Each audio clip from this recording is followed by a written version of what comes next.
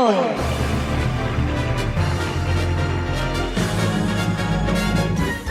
En El Sonido y la Furia te presentamos el libro de la semana.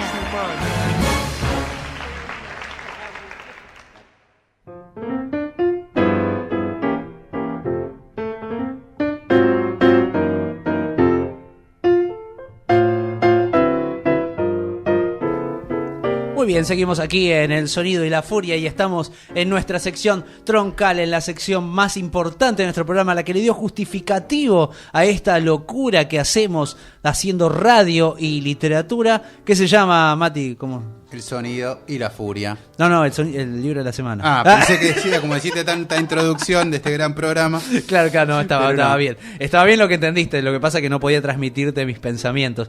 Pero todavía tenemos, no podemos hacer eso. Aquí en los estudios vamos a tener a nuestro invitado para que venga a hablar. Un invitado que ya ha venido 2 veces anteriormente, ¿sí? Vino él solito por sus propios medios y después vino para nuestro especial de Jorge Luis Borges. Sobrevivió, fue una batalla campal en la que nos tiramos con de todo y se pudrió acá todo. Una especie de intratables de la literatura convertimos el programa. La gente no entendía nada. ¿Por qué este muchacho de lentes estaba pateándole la cabeza a otro muchacho de pelo largo? y viceversa. Y viceversa, se estaban dando con todo y la gente afuera tratando de entender de qué se trataba y era una discusión sobre Borges, nada más. Pero en este caso vamos a tener un especial de Juan Carlos Onetti.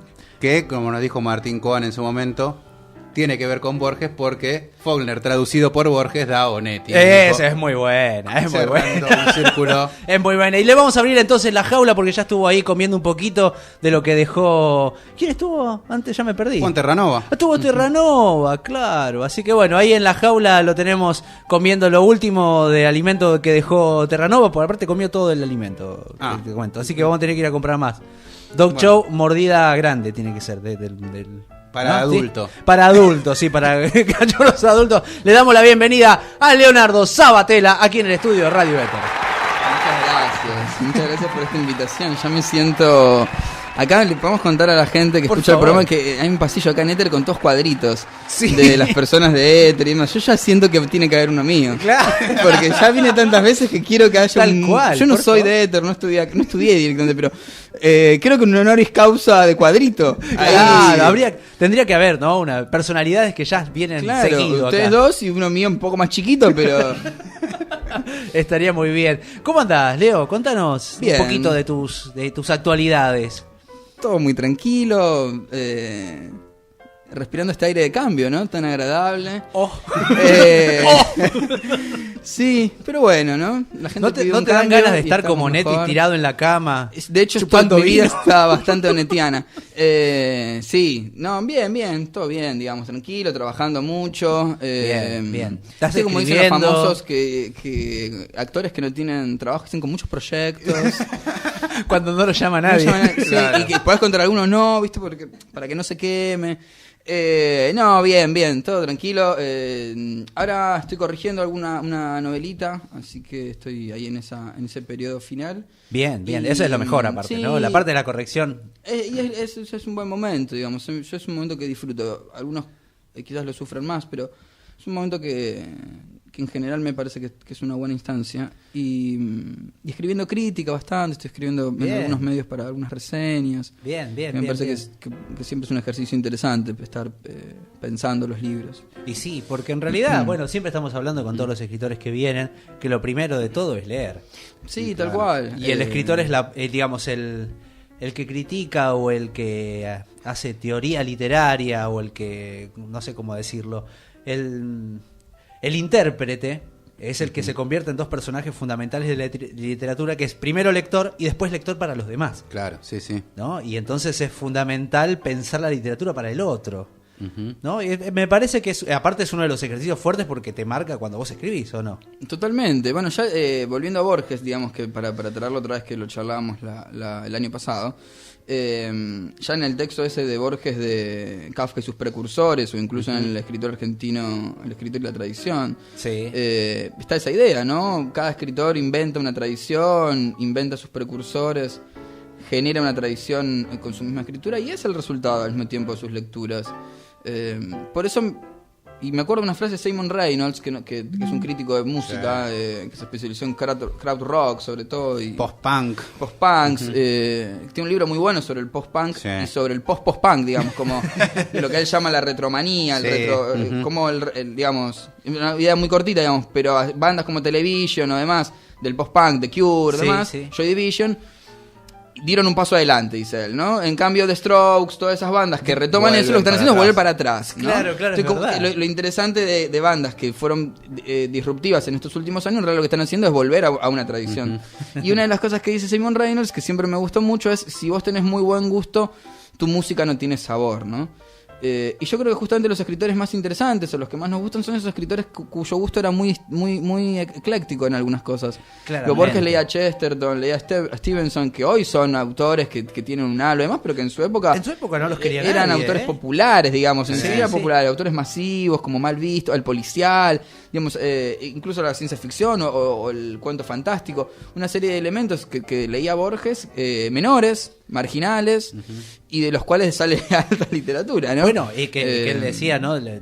Se guiaba por todas las partes de los márgenes como era la literatura árabe. Claro. ¿No? Claro. Que no era acá en Occidente vista como algo, Sí. ¿no? Erudito, qué sé yo. Y él se nutría de esas cosas, lo cual es muy lindo también, ¿no? Claro. Sí, me parece que eso es interesante cuando se mezcla, ¿no? Cuando se cruzan elementos, ¿no? Si uno lee toda la vida a Proust solamente, probablemente haga una novela muy parecida a Proust, que no esté mal, pero no aportará un paso en ninguna dirección ni ninguna capa de sentido.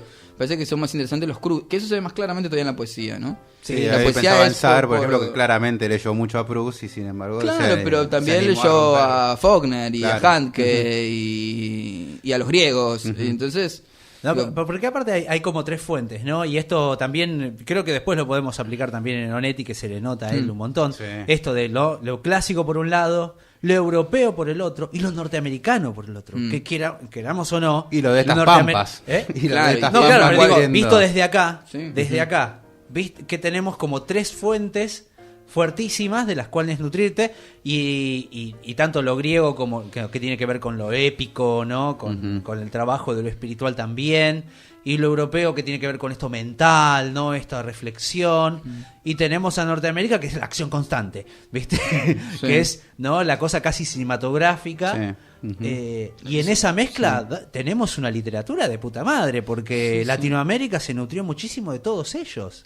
sí, sí, más la desmesura propia de Latinoamérica, ¿no? Por supuesto. Y el ambiente. y la lengua, ¿no? No, Sí, y el sí, ambiente sí. y la lengua, tal cual. Y ahí iría hasta un paso más, si querés, y hay algo rioplatense, me parece que es muy distinto a lo andino, por decirlo, en la Bueno, literatura claro. de esta parte O centroamericano. del mundo. O centroamericano, ¿no? Que Con tiene esa esta, Lima, claro, esta más cosa caribeña barroca, que nosotros muy no cargada, tenemos. ¿no? Barroco. Y me claro. parece que hay, yo creo que me parece muy humildemente que el castellano o el español rioplatense es de los más interesantes, ¿no? Tiene un nivel de experimentación con la lengua de los dos lados, ¿no? Onetti, Felisberto Hernández, puede nombrar uno, del lado uruguayo, entre otros. Y de este lado ya los conocemos, digo, pero me parece que hay algo ahí, hay una literatura del Río de la Plata que no... Colorillero, ¿no? Colorillero, que no sé si existe en muchos otros lugares. Puede haber- Tanguero también. Sí, pero hay algo muy propio de la zona, ¿no? Lo que Saer llamaría la zona. Justamente Saer, que tanto leyó a Onetti. No sé, me parece que hay algo ahí, ¿no? Que es muy propio. Uno lo podría pensar también en Francia con los ríos y cómo también incluso los cineastas se dividían Bueno, a claro. una ribera u otra. Podría pensarlo con el Mississippi. ¿no? Uno podría pensar una literatura La sureña, de ¿no? ríos, La sureña ¿no? de Estados La Unidos sureña. es fuerte, sí, es fuerte en ese sentido, en el lenguaje fuerte. el lenguaje, sí, Obvio. sí. Faulkner, por favor. Carson. Bueno, pero yo Carson, pensaba, querida pensaba Carson en McCullers. Faulkner cuando decías esto de la literatura norteamericana de palo y palo, y Faulkner no. Faulkner es un raro en ese Pero sentido. sin embargo en los cuentos sí. Si vos lo tomás a Gabbins, ¿no? Sí, pero fíjate que igual Faulkner siempre está... No es Hemingway. Está Eso bien, quiero decir, estamos claro, de acuerdo. claro, ¿no? Eso claro. estamos de acuerdo. No es Hemingway. Sí, está el Hemingway es lenguaje palo. ahí, ¿no? Sí, ¿no? sí, Hemingway sí. es. Sí. Te deja igual. Y Hemingway digamos te la deja frase del que orto. te decía Matías antes de cuando estábamos fuera de aire, la frase de Piglia, ¿no? Faulkner traducido por Borges para Sí. Onetti. Sí, Que es de son esas cosas de Piglia, de una lucidez tremenda, ¿no? maravilloso. Se nota que leyó un poco, ¿no? Sí, no, y el oído, ¿no? Además de leer el oído, Además, y sí. eso es escuchar, eso es saber, Sí. además de saber leer es saber escuchar, que hay algo que de leer Las Palmeras Salvajes traducido Sí. por Borges suena a una novela onetiana. Vos sabés que ¿no? a mí me pasó hablando de traducciones. Perdón que estemos hablando de esta disrupción. Ya iremos a hablar de Onetti y Los Adioses con Leo Sabatel aquí en nuestro programa El Sonido y la Furia. Pero me pasó en las versiones yo haber leído a Poe traducido por un mexicano horrendo cuando era chico, ¿no? Que tenía, en vez de William Wilson, tenía Guillermo Wilson, decía. Totalmente Hijo de innecesario, puta. innecesario. Claro, innecesario. Después leerlo por Cortázar. Ah, Sí. sí. ¿no? Pues yo Y tengo después esa. leerlo por Costa Picasso. Sí. ¿No? Ujú. Y la diferencia es tan grande, Sí. ¿no? Y porque vos lees a Poe traducido por Cortázar y lees a Cortázar. Sí. Claro, es que Y tiene es que- giros tan de Cortázar. Y vos decís, esto es Cortázar. Es que hay algo que... Esta forma gramatical de armar la oración es de Cortázar. Bueno, en estos tiempos de sinceramiento, digamos, algo que tendremos que sincerarnos es que estoy echando todo el macrismo a la audiencia, ¿no? Macristas, quédense, yo me estoy solo un rato. Te van a perseguir los trolls. Me van a perseguir los trolls, sí. Por suerte no tengo Twitter. Sabatella Mercenario K. Apagón al sonido y la furia. No, en estos tiempos de sinceramiento lo que se me ocurría es que cuando uno lee traducciones está leyendo al traductor, y eso es algo que está bastante oculto, mismo del proceso de hechura del libro, donde el nombre del traductor a veces ni aparece, está chiquito. Uno cuando lee... Es divertido cuando no hay nombre de traductor. Claro. Vos, porque ya sabés que ahí hay una Ahí chamullo. yo hace poco leí una Hay un novela... troll armando esa Claro. traducción. Hace poco leí una Traductor novela de Google y chao. de un escritor inglés que fue más conocido como poeta, que fue Philip Larkin. Y la novela era traducida traducida por Marcelo Cohen. Mirá. Y estás leyendo a Marcelo Cohen. O estás leyendo Mirá. a cómo Marcelo Cohen escribe a Larkin, Claro. digamos. Y es lo mismo lo que te pasaba a vos, digamos. Uno cuando está leyendo una traducción está leyendo al traductor. Y ahí me parece que es importante eso. Y por eso también es importante prestarle atención a las traducciones. Bueno, le pasa mucho a la traducción de Canto de mí mismo, que hace León Felipe. La traducción que hace León Felipe de Walt Whitman. Sí. Es más, tiene un prólogo con un poema de León Felipe a Walt Whitman. Y vos lees y es León Walt- Felipe. Es León Felipe el que está escribiendo. Y tiene unos giros hermosos, igual queda genial. Y seguramente la traducción hubiera sido mejor otra, Seguro. en inglés o más acercado. Pero lo que hace León Felipe es maravilloso. Sí, ya cuando te pones a traducir poesía, ya estás re en un complejo. problema ya de Bueno, entrada. a mí me gustan mucho las ediciones bilingües de poesía. Sí, Sí, claro. es la que Porque vale. Yo no soy un gran lector, digo, soy muy rústico en el inglés, pero así todo siempre es interesante comparar. ¿no? Claro. Sí, Comparar claro. como El forma sonido de las resolver. palabras, sí. Sí, formas de terminar un verso o una estrofa. Hace poco leía a Pasolini, leía una antología de poesía de Pasolini bilingüe y el italiano, que es un idioma bastante más cercano al nuestro, digamos. Aunque la frase estuviera traducida de forma literal, ¿no? Pero me acuerdo que había una frase final de un poema, de un poema muy largo de Pasolini, repleto de ideas y giros retóricos hermosos, y termina con un lugar común increíble. Que dicho así como lo voy a decir, me estoy diciendo eso, te flasheó, no, pero es llegar a eso, ¿no? Es como, Claro, como una claro, serie como- de ideas puede después justificar un lugar común. Decía, la revolución es un sentimiento. ¿No? Y es una tontería total, pero después de haber leído, Todo lo demás claro, tenía sentido. 5 páginas de un largo poema con escenas de los suburbios de Italia y la reflexión sobre la vida del trabajador italiano, etcétera, y el compromiso del partido, etcétera. Uno llega a eso y dice, claro. Y bien. enseguida fui a verla, la página al lado, como estaba en italiano, y sonaba todavía mejor Sentimiento en italiano, porque tenía todavía una sonoridad, ¿no? Claro, una cadencia hermosa. Bueno, que de cadencia y de sonoridad en las palabras, vamos a tener mucho en Onetti. Sí. Total. Porque es un hombre totalmente dedicado a eso. En Los Adioses, principalmente, que estábamos hablando hace un ratito, del comienzo, uno de los mejores comienzos para mí de novela o de cuento, porque es una novela corta o si no te cuento engancha largo. eso, hermano, ya... Arrancás desde una cosa maravillosa, hermosa sonoramente, intelectualmente bien armada. Visualmente es terrible. Claro. Y que no es compleja en cuanto a palabras que usa.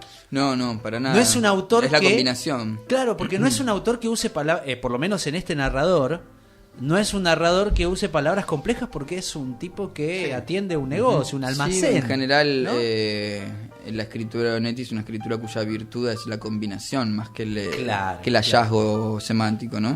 Así Sí. que bueno, vamos a hacer un interpaz, no sé cómo Sí, decirlo, vamos con un una tema. cancioncita. Antes, y ya que estábamos hablando de Simon Reynolds, Ojo. tenemos que ir a una banda que seguramente le habrá gustado un poquito y a nosotros nos encanta. Vamos con The Cure. Sonido y la Furia. Un programa no solo literario.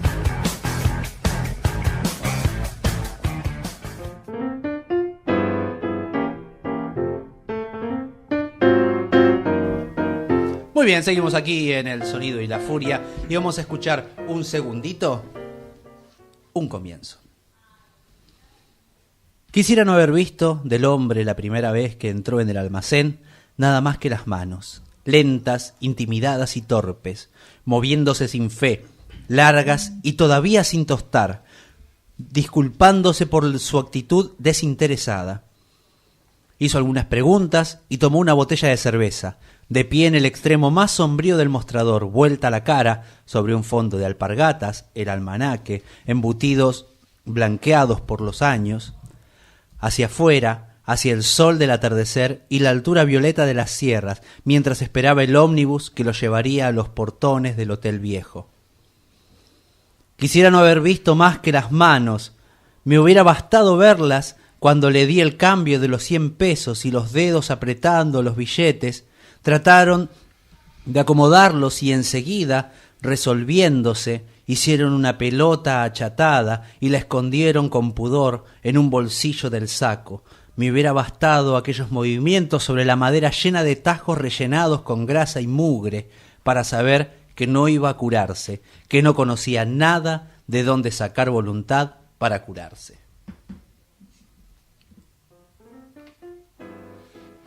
El famoso y ya citado comienzo de Los Adioses.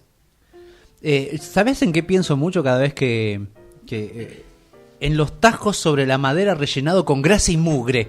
Me parece tan gráfico. ¿Te imaginás el almacén completo en esa mesa, en esos tajitos cortados, ¿no? Rellenados con grasa y mugre. Uno que, cualquiera si viste una mesa de madera cortada así y rellena. Si alguna vez estuviste en un almacén de un gallego, Claramente. ¿no? Claramente. Sí, de los que ahora creo que no deben quedar mucho, pero cuando nosotros éramos niños, mi vieja compraba en ese tipo de almacenes. No, sí, aparte claro.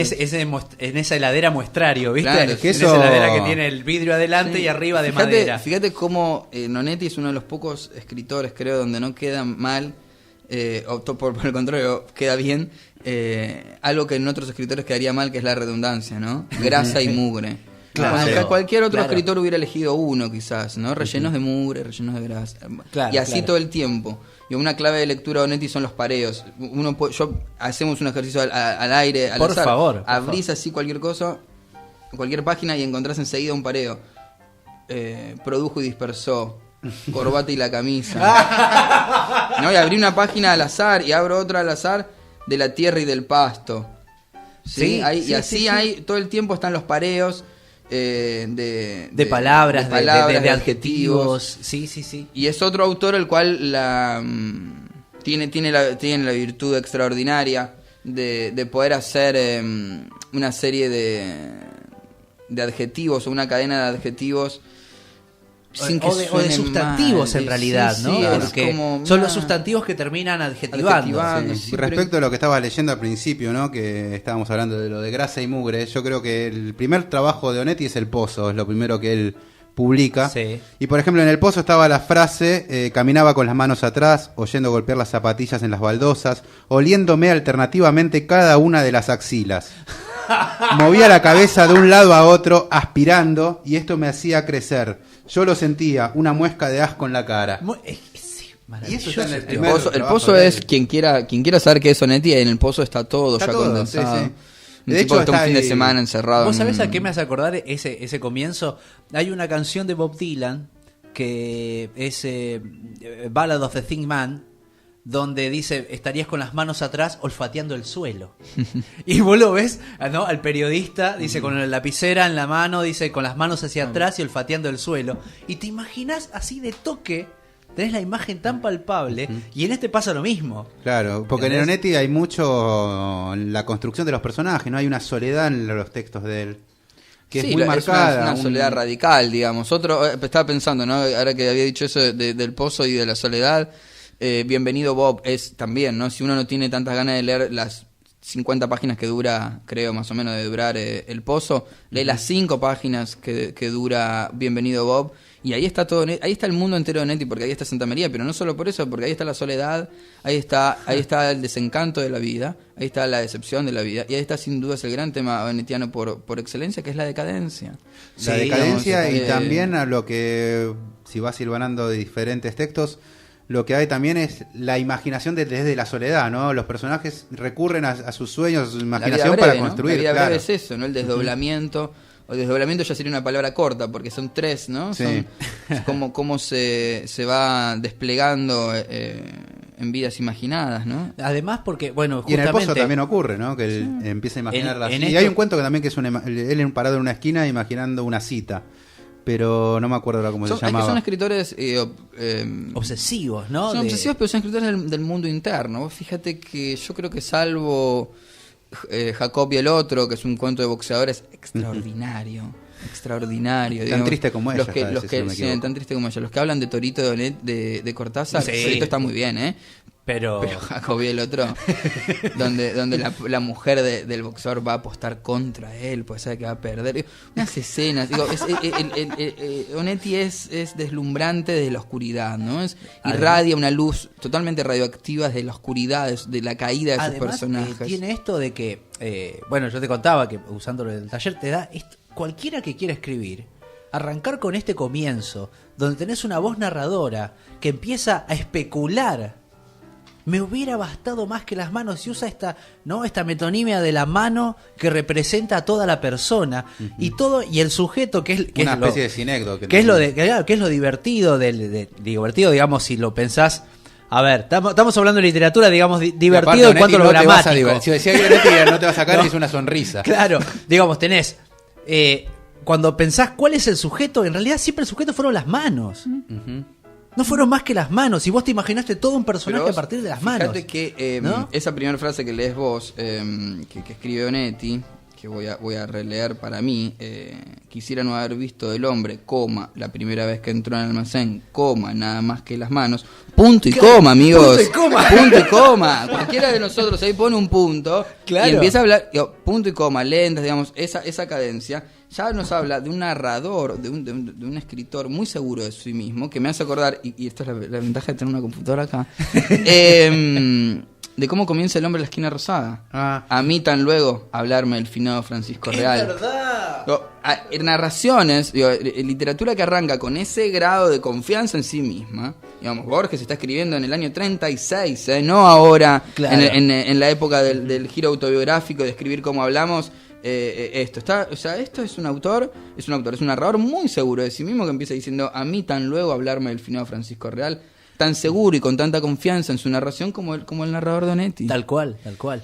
Sí, sí, que aparte empieza a especular sobre este hombre que llega, este basquetbolista, que de eso trata un poco para la gente, los adioses, los que no han tenido la suerte y la dicha de leerlo. Se consigue fácil. Sí, sí, sí. Además, Bastante. tiene algo que, si bien puede ser que si uno no está acostumbrado a la lectura de Onetti, es es por ahí un poco rebuscado y te empieza a complejizar. No, lo que sí tiene, que me ha pasado, igual lo noté más en El Astillero, es que vos si querés leer rápido, no podés con Onetti. Te frena él por las oraciones largas, justamente. De la literatura, ¿no? Si una de las virtudes que puede tener un libro es la de crear una propia temporalidad, ¿no? Sí, sin lugar a dudas. Que te lleve a lectura. Que te lleve a una temporalidad, te lleve a una velocidad, a unas ciertas coordenadas del espacio-tiempo que son propias del libro. Claro, y Onetti, sin dudas, como Beckett, o como mismo Borges, o como tantos otros escritores, Proust, hasta Barthes, venimos a decir, tienen eso. Son escritores, ¿por qué son escritores? ¿Por qué uno diría que son escritores? Porque logran tener una temporalidad propia en su escritura. Claro, aparte te mandan a un mundo que no solamente porque se ha inventado Santa María, que digamos que es el lugar donde suceden las cosas, porque también hay otros que no necesitan el espacio físico, digamos, creativo en donde se muevan los personajes, sino que te lleva a la temporalidad y a la lectura. Digamos que la lectura tiene un tiempo propio y que te lleva, no lo podés, digamos... Me pasó de fracasar todas las veces que quise leer el Ulises en el Bondi. No, es sí, imposible, porque imposible. El contexto, el lugar, la velocidad que uno lleva, Y las Molly cosas, Bloom, ya si no llegas al podés. final de Molly Bloom es imposible de leer. No, ya. pero aparte tenés que sentate y terminalo. Sí, sí. Sentate y Y tenés terminalo, que releer arrancá. y tenés que volver. Y con Onetti Arrancás, pasa eso. claro. De golpe leíste un párrafo y dices, no, pará, tengo que volver a empezar de vuelta porque es tan extenso en algunos momentos, usa tanto como decíamos de punto y coma y demás, y no termina más por ahí la oración y vos tenés que ir imaginando y construyendo desde ahí.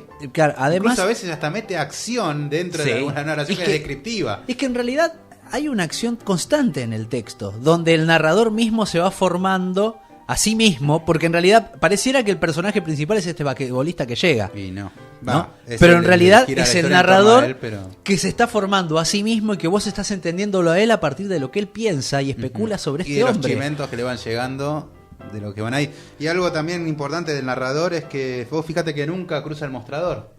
Está Es verdad. siempre detrás del mostrador. Llama a la sirvienta, que Lo le cual trae noticias. hace de que este también el hombre. mostrador sea su barrera frente al mundo, ¿no? O sea, él está siempre detrás del mostrador, entonces nunca... Y habla con este enfermero, con médico, que está del otro lado y que le habla sobre El la médico, enfermedad. sí. Algo importante para decir de Onetti, digamos, ahora que hiciste algo que estuvo muy bien, que fue contextualizar un poco, bueno, yo me largué a hablar como si todo el mundo supiera de qué estamos hablando. Onetti es un escritor que tiene su obra en una ciudad imaginada, digamos, que es Santa María, que es una ciudad que podríamos especular de Montevideo y Buenos Aires Entre superpuestas, claro, ¿no? sí, sí, digamos, sí. si uno pusiera un plano arriba de la otra. Y que hay un documental sobre Onetti, que no es gran cosa, que está en YouTube, no Jamás recuerdo leí el nombre. Onetti. Jamás leí Onetti. Que se ponen a dibujar Santa María, eso es Exacto, genial. Exacto, exacto, eso mismo, ¿no? Hay un dibujante, un ilustrador Sí. que hace un hace un mapeo, Acá un plano, está el astillero, dice y en un va momento. ubicando cada elemento, ¿no? Increíble. Aparte porque El de alguna manera todo eso está en la cabeza Sí, de Onetti, por claro. más que no lo haya dibujado, digo, Sí, ¿no? no importa. Sí, no sí. importa, porque él lo va formando desde ahí. El cabaret de Junta Cadáveres, se pone a dibujar todo. Es buenísimo. Claro, Sí, sí. claro. Que está en las afueras. Entonces lo dibujo un poco más afuera. No, lo que tiene Onetti es que tiene un mundo propio, digamos, pero no un mundo propio tal como decías vos, no un mundo propio porque inventó una ciudad o imaginó, digamos, esa ciudad podría llamarse Montevideo y no cambiaría nada, digamos. Claro. Justamente es una operación de extrañamiento que le agrega una capa de extrañamiento, que la ciudad sea inventada. Pero también es interesante, digamos, pensaba en, ustedes nombraban en el corte a Rulfo y a García Márquez, que son otros escritores que tienen ciudades inventadas, digamos, pero pensaba también en Saer, ¿no? Que Saer no inventa una ciudad, pero inventa una especie de región. Toda la literatura Sí, de es Saer verdad. transcurre en un mismo lugar. Santa Fe, Todos, pero ¿no? sí. Incluso la pesquisa que sucede en París no sucede en París. Sucede en Santa Fe, que es Tomatis, Pichón Garay contándole a Tomatis lo que vivió él en París, pero la novela está sucediendo en ese lugar. Y El Entenado, que es una novela situada Sí, de canibalismo, del siglos 1400. atrás, exacto, también sucede ahí. Porque esos caníbales están en ese lugar haciendo... Digo, eso también es propio, ¿no? Los escritores que delimitan una zona, sea imaginada, sea abstracta, sea más real, no importa, pero hay una serie otra vez, ¿no? Quizás esté un poco reiterativo, pero una serie de coordenadas en las cuales se mueven y en las cuales tienen un espacio, un tiempo y una identidad propia. Eso le da a la literatura de Onetti, en este caso, como tenía la Saer, un grado de especificidad Sí. que las hace singulares, que las hace Vos sabés distintas. que algo pasa similar, y mirá hasta dónde me voy, hasta Shakespeare, donde él te dice, bueno, esto pasó en Verona, esto pasó en Venecia, esto pasó, y todo pasa en Londres, en realidad. Sí. Digamos, en los lugares de él, no importan el nombre, no importan los lugares específicos.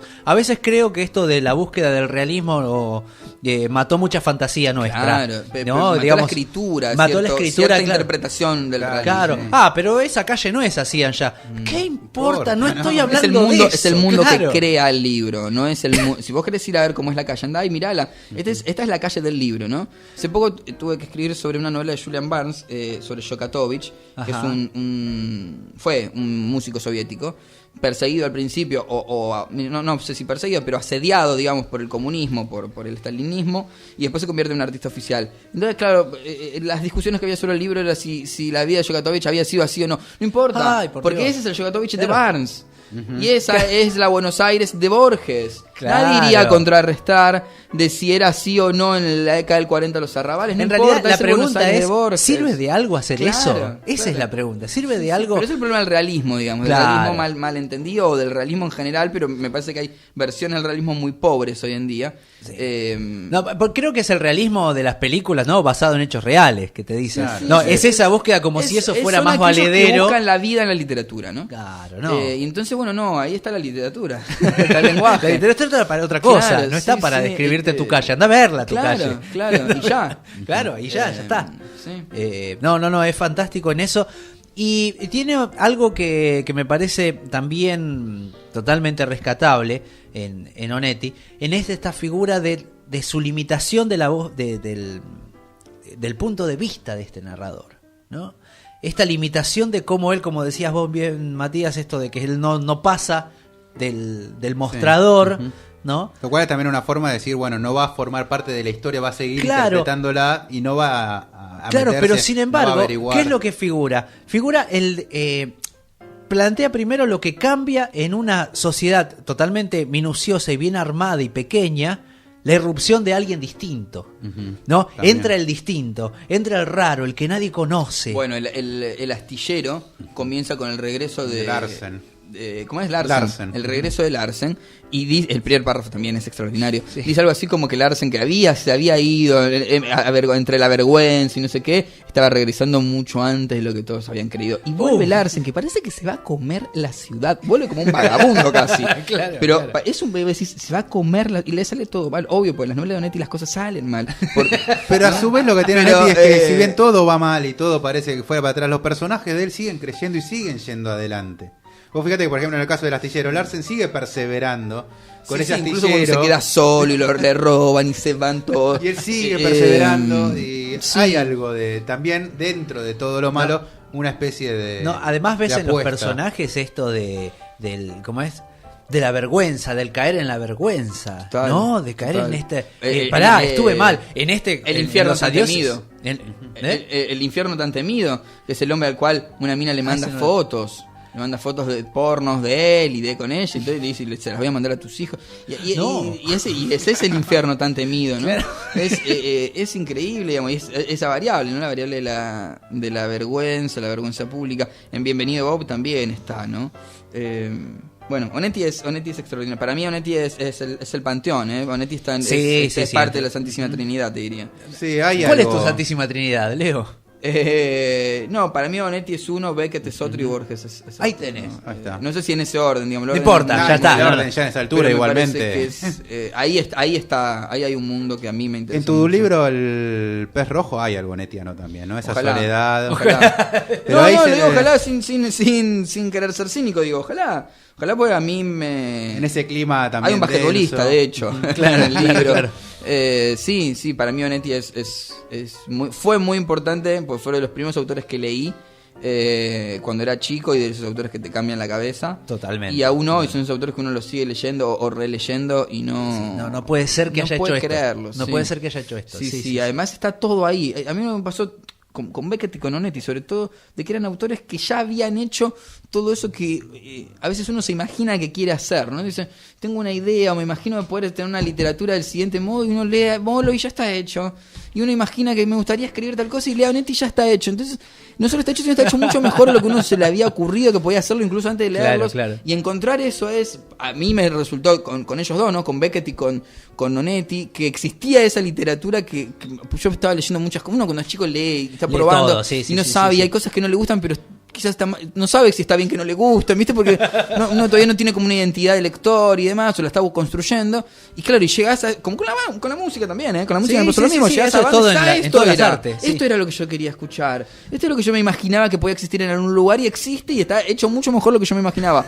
Y eso me pasó con Beckett y eso me pasó con Onetti. Claro, entonces, Santísima Trinidad de Leo Sabatella tenemos Borges, Beckett y Onetti, en el orden que ustedes quieran. Y ahora vamos a sumar uno más De la Trinidad. que vamos a convertir. Donde entran 3, entran 4. Y quien va a entrar ahora es el del señor... parlante ahora. Que por favor, Leo, vos, presentalo vos. Este es la voz del querido Toto y con el amigo Rudy Martínez en las bandejas vamos a escuchar Común de Adicta del disco Miedo, un tema extra. Stop. Todo tiene un final, todo termina. Así estamos llegando ya al cierre del Sonido de la Furia, mientras ustedes dos están bailando. ¡Vamos! ¡Vamos! Mientras Explota ustedes todo, Edward Norton. se subieron a la mesa, bailaron. ¿Cómo los quiero a estos chicos, eh? Ah, A los Pixies, Pixies qué son lindo. hermosos. El gordo, no sé si lo vieron la última vez que vino Sí, en el Lollapalooza. Lo fui a ver, una locura. Qué bien que está el gordo.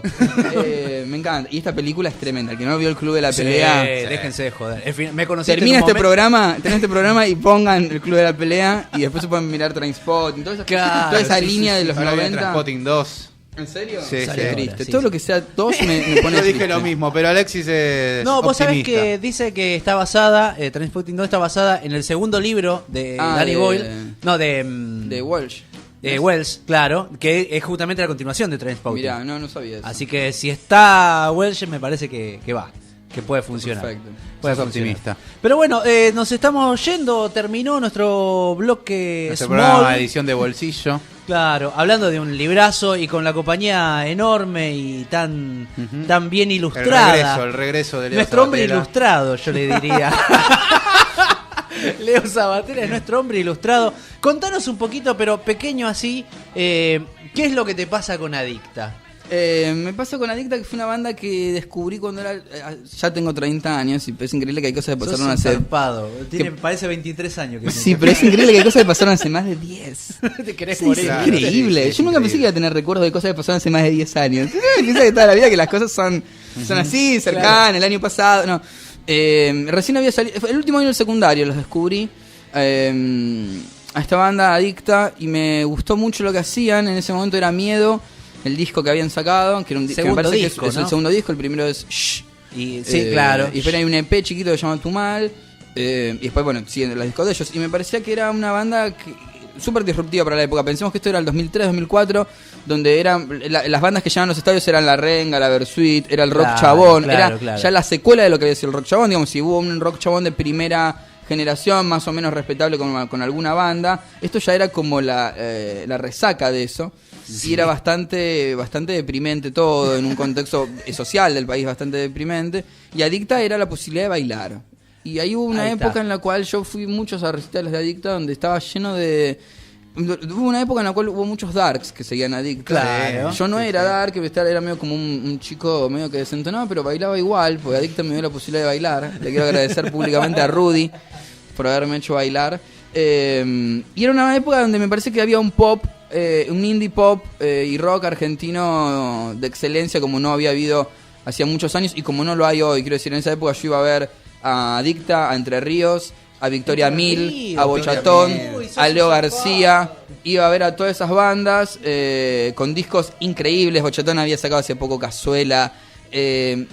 Bandas y solistas que estaban haciendo un pop totalmente... Estaba Flopa recién empezando, me acuerdo. Y era increíble. Y me parece que fue una época, Lucas Martí, un montón de artistas haciendo algo que no existía hasta ese momento en Argentina, que era como un indie. Aparte, un pop bien hecho, Un pop con bien intención. hecho, con intención, que lastimaba. Sí, sí. Que lastimaba en el buen sentido, digamos, no era intrascendente. Y me parece que fueron los grandes años de oro, que no casualmente para mí coinciden con que se salía de una crisis, o que había una crisis ahí cuando todos esos discos estaban haciendo. Y me parece que fue una gran respuesta a esos tiempos que eran como bastante duros, 2001, Sí, etcétera. tal cual. Y bueno, después, yo qué sé, me puse más grande y el indie de hoy no me gusta tanto, pero quizás Pero está sí, bueno, yo qué sí sé. estuvo bien lo de Adicta. Bueno, Eh, muy bien, recomendable total. Sí. Aunque ya hayan pasado. Sí, escuchen los discos de Adicta, que son todos extraordinarios. Se van a deprimir y les va a encantar. Me encanta. Toto se suicidó, quiero que sepan. Cómo Sépanlo. terminó la historia. Así que no va a volver Adicta, eso también sépanlo Es cuando importante escuchen. saberlo. Sí. Así que nada, un gusto haber venido a hablar de los adioses, pero sobre todo porque creo que no voy a tener otra oportunidad de haber hablado de Adicta. Qué Muchas grande, gracias Leo. por la invitación. Un abrazo, Leo. Mati. Nos tenemos que despedir. Así que un abrazo para todos los que están del otro lado, para los que en el futuro, un abrazo futuro a los que nos escuchen por YouTube o por Mixcloud, donde subimos todos los programas. De paso síganos por YouTube, que ahí estamos. Exactamente, El Sonido de la Furia es nuestro canal. Y bueno, nos veremos, nos oiremos la semana que viene. Y dicen por ahí que quizás hablemos de Rayuela. Opa. Bueno, mi nombre es Luis Alexis Leiva, nos vamos despidiendo hasta el miércoles que viene. Esto ha sido El Sonido de la Furia, el programa de literatura de Radio Éter y el mejor programa de literatura de todo el planeta Júpiter. Así que disfruten hasta el miércoles que viene. Escuchen mucha música, lean mucho y si se animan, escriban.